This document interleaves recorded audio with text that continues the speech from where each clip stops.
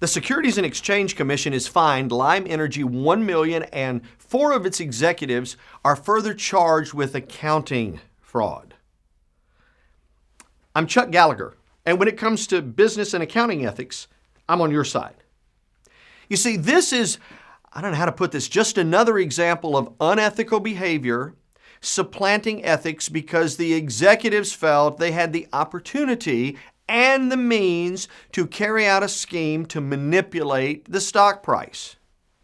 The executives felt they were the brightest guys in the room and that no one at the SEC would be any the wiser.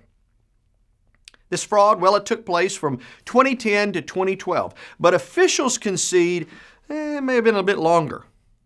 The accountants for the energy services company recognized at least $20 million in revenues by recording revenue for newly signed contracts before year end, before the paperwork was ever received. In addition, the company claimed revenue on non-existent contracts also to help boost the stock price.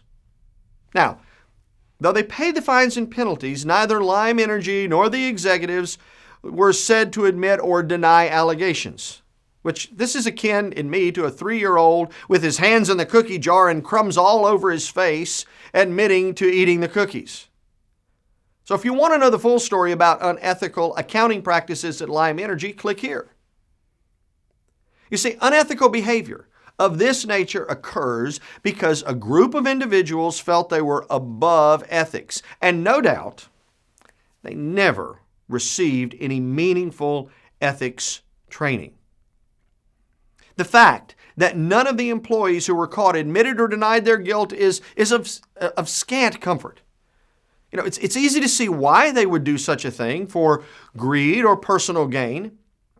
But the important question might be, how long do you believe the cover-up would last?